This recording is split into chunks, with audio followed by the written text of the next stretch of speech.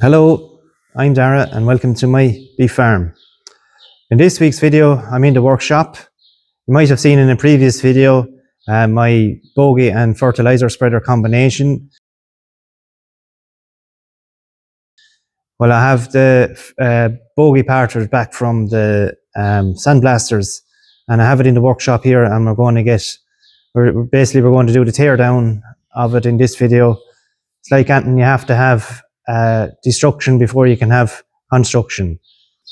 What is a fertiliser spreader bogey, you might ask?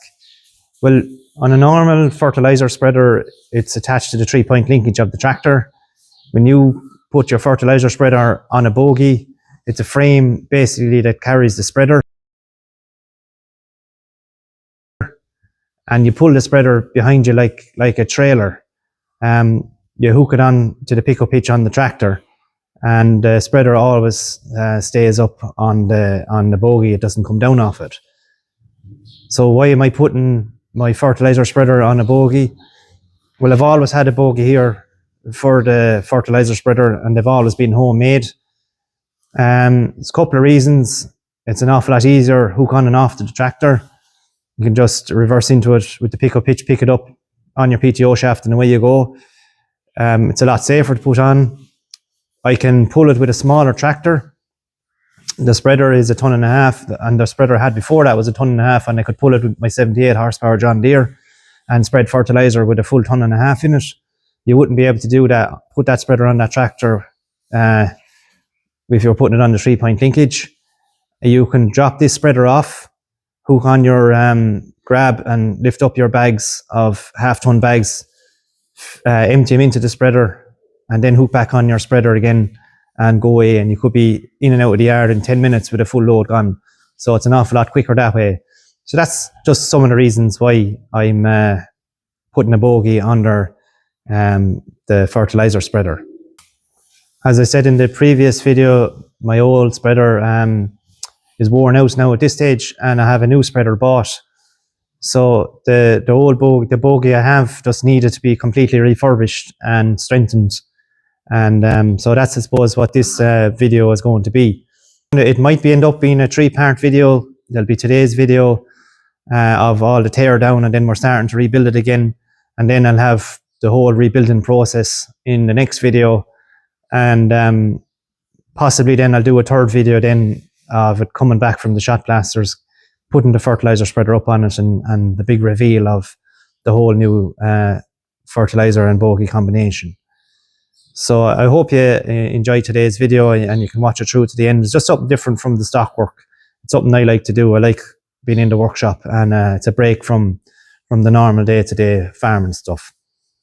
Okay, so we'll get straight into it and we'll leave it at that. I have the bogey back from the sandblasters. He did some job on it now. You'd swear it was after being primed grey, but that's actually just back to the straight steel. Now I'm after starting to do a few jobs in it, and I forgot to record it. I'm a very bad YouTuber. So he couldn't get the wheels off the bogey. Impact wrench he had wouldn't get him off, and a lot of them were kind of rounded. So I burned them with the plasma cutter, and I was able to get enough on him to get him off. One came off all right. I have a little plasma cutter there that I got in one of the German stores for small money, and it's the best little thing I have in the workshop. So I want to do the bearings in that hub anyway, and for him to do a good job, and he needs to get the wheels off to blast right in at the back there of the wheel, and to get it off for painting it as well. So I'll have to get some new nuts there for that, and I'm going to get a bearing kit for it as well. I started cutting out there was a gusset in there, cut it out there with the plasma. What I plan to do is I want to see the way that section there is all boxed off. I want to box off all of that as well. So those bolts, I'll be cutting them off, and I'll turn them around, and I put in new bolts, and I'll weld them there, so the nut will come on from the bottom side, and so you'd have to kind of keep them greased. But I don't think that axle will never be coming off it anyway, and if it is, it'll be cut off it. So and the bogey will be going into scrap probably. It'll be around so long. But as I said, I want to box that off down to there, and I want to do the same as well, box it off across there. And the reason I want to do that is there's too much fertiliser sits in there on that lip and sits in there, and then when you wash it, then water goes in there and goes all the way around and sits into the front. And you see the way the fertiliser spreader sits kind of leaning to the front. So it's a bad job.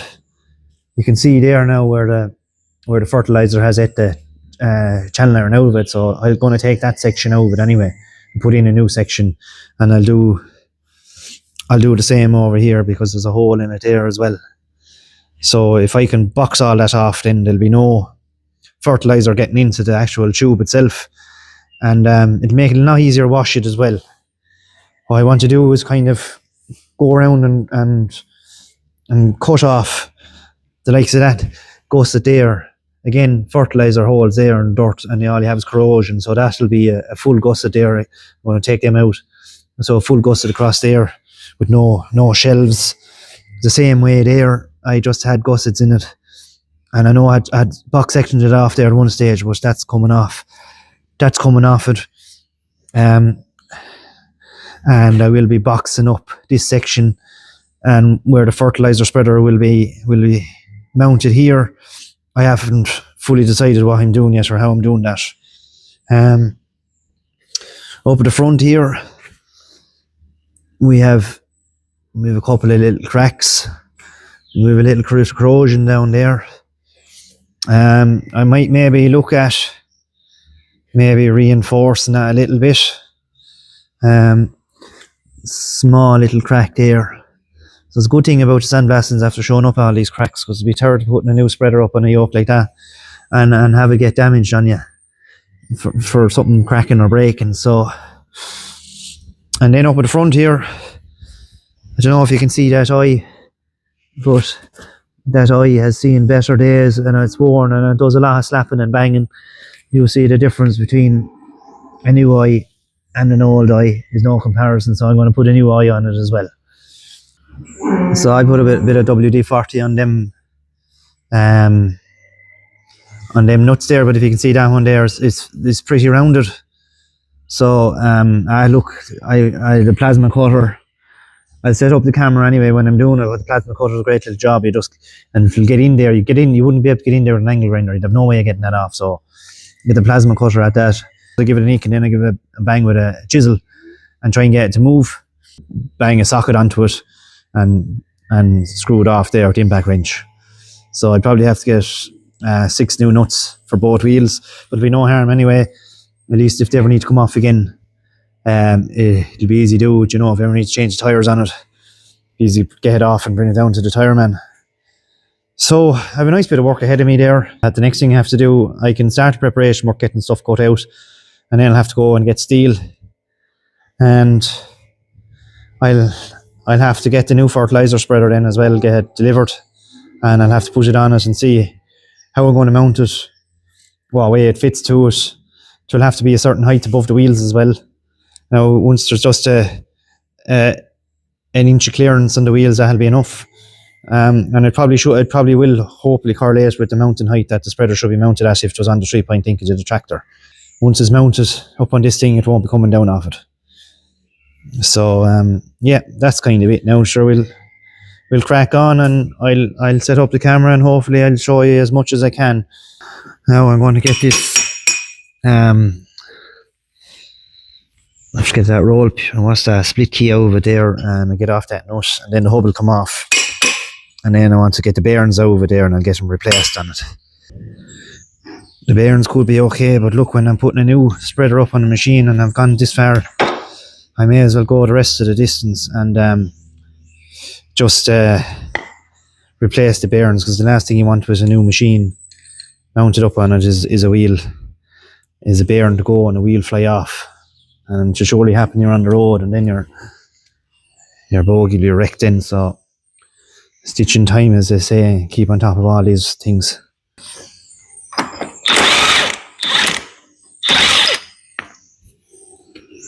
Now I think they're called a castle nut, so that joke's off anyway.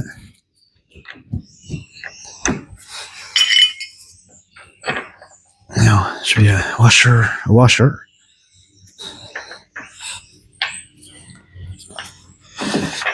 Now come off, Mr. Washer. There we are, washer. And then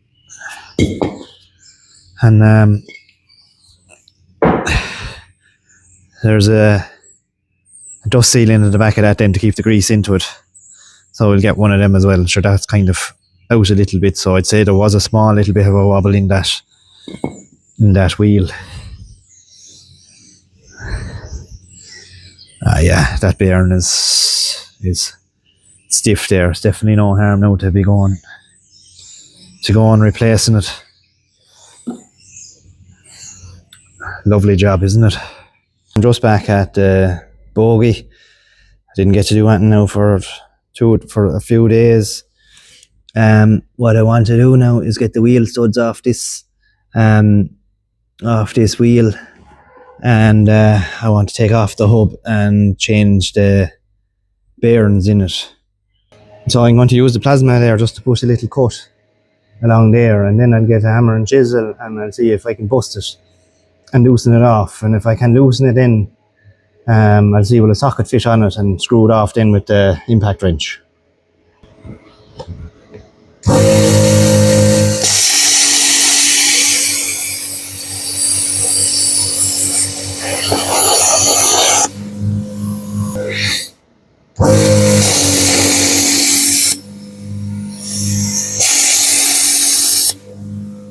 Now we'll see how that goes.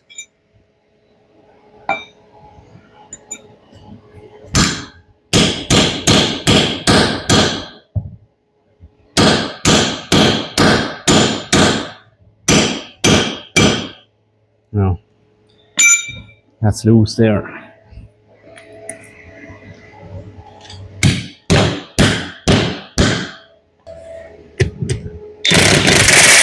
Now, she's spinning there, so I have to get a smaller socket.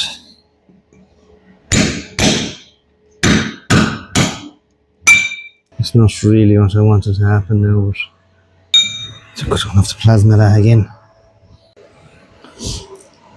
So now I have all the nuts off it. Now there wasn't one there, so I have 4 off.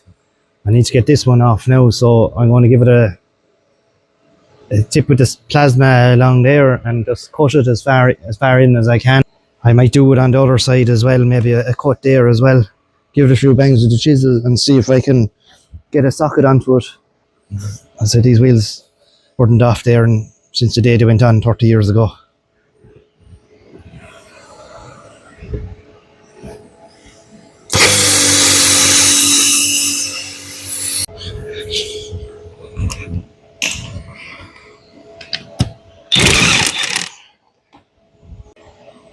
Now I have the hub off and I can't get off that bearing there, so I don't give too long banging and snapping. Now I just get the plasma again and give that a cut and get it off.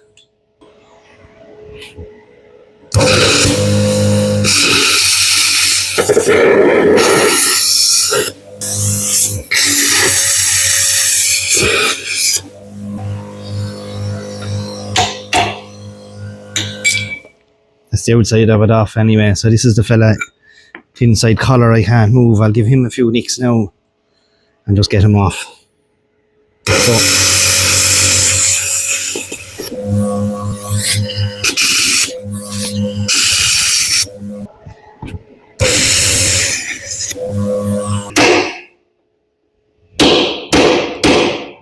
Now, there we go.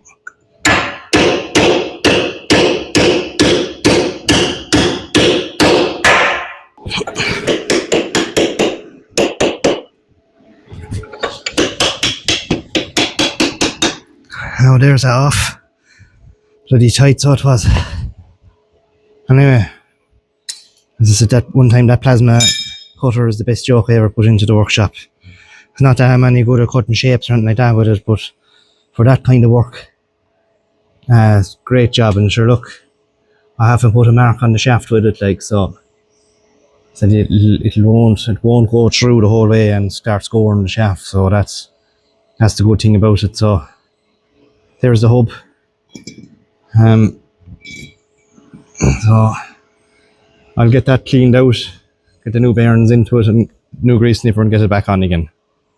Now I have, as I said, I have that ready to go. I have it cleaned off there. And I came across these in the workshop and I knew I had them. It's a full bearing and seal kit. Just probably got for one of the wheels before and it was never put into it. So the docket is there and it was bought in 07. So that's after a nice little find, is after saved me 50 or 60 euros there. So it's the little wins. But anyway, I'll go and I'll get them now into the wheel hub. Now sure, they're the two collars actually. I don't know what you call them, but yeah, he slips down that way. So I usually put a bit of WD-40 around on them. Little lubrication. Get me hammer.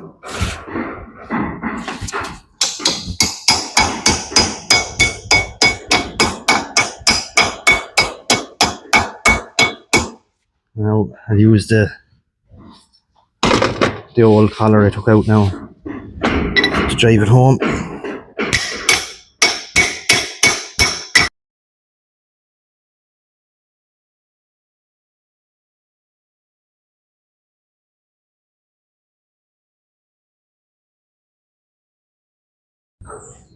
So now I have the bearings back in the hub there and I have the hub back on. I'll tighten up that castle nut and I'll get the split key in it, and then that wheel is ready then.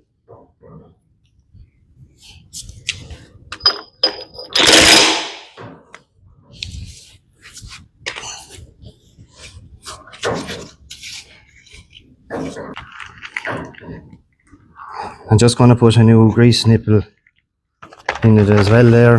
The other one is corroded, so that'll slip in there like that. And no excuse not to keep it greased up.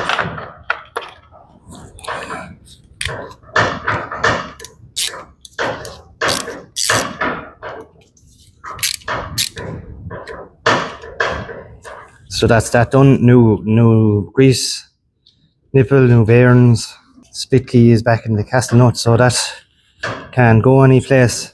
All the threads have been cleaned up there as well. So I'm getting new hubs for that as well. The ones that were on it there, there's a bit of corrosion on them, and there's some holes in them, so the grease would be just leaking out through them. So well, I'm at it all now. I may as well do the full job and also have new nuts ordered for that as well. I can get on with the cutting and welding now, which is my favourite part of the whole job. So I'll set the camera up again and see what I can record.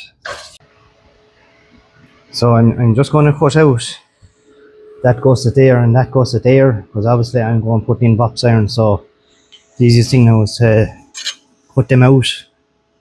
I'll use the plasma there. She'll put a scratch in it anyway along there for me, and I could use the grinder there, but it looks just there's less dust with the plasma there, and we'll get it done.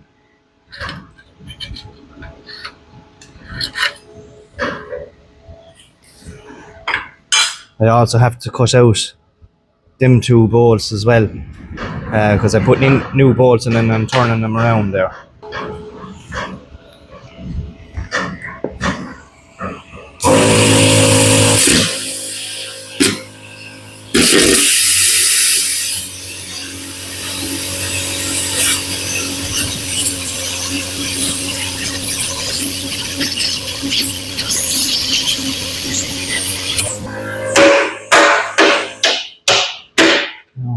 it out.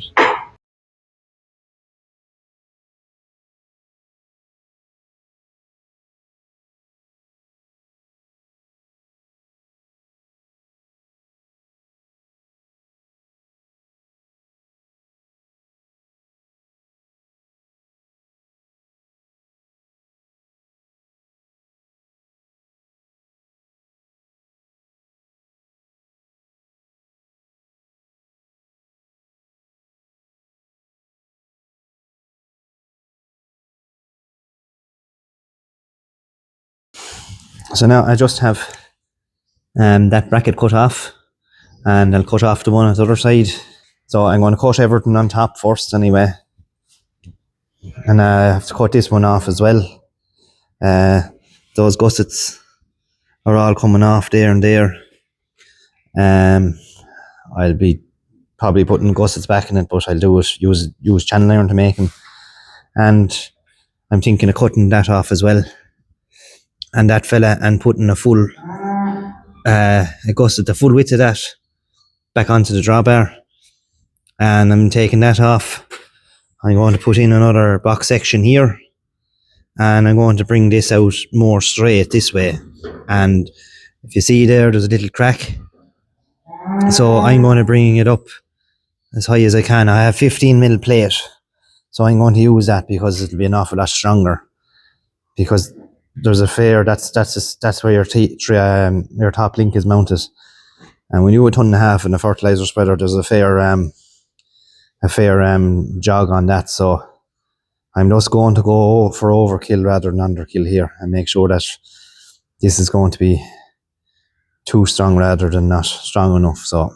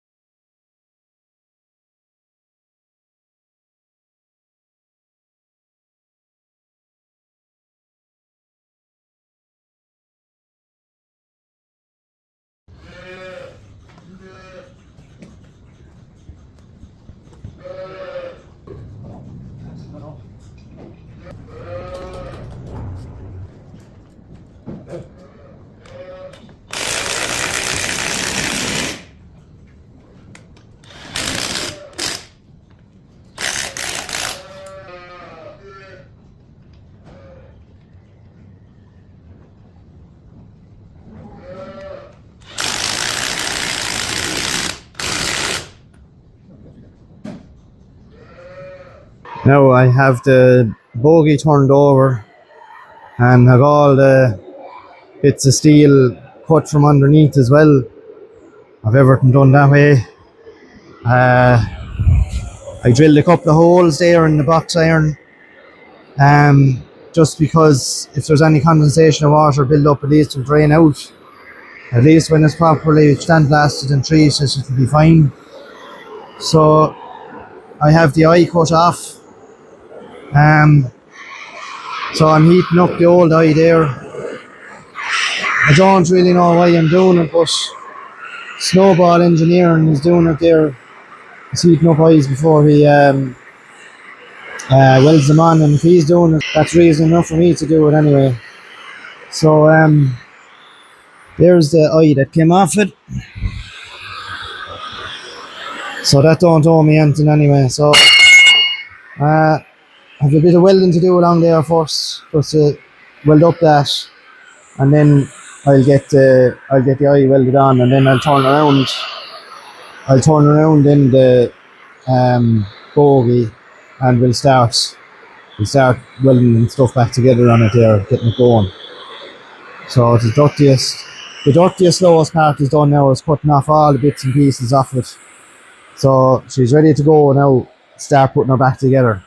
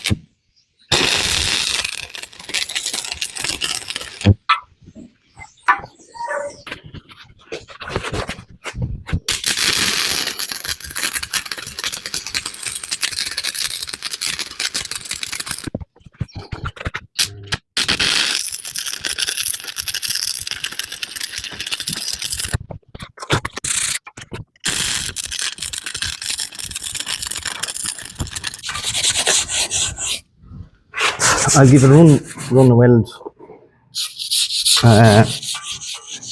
and then I'll come along and give it a second bead as well there, just to be sure.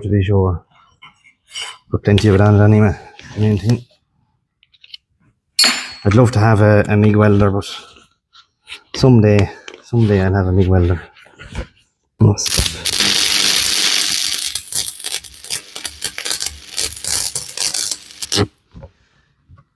She's an oil cool welder. She's as old as myself. I'm welding with that joke as long as I can remember. She never misses a beat. We burn rods all day with her.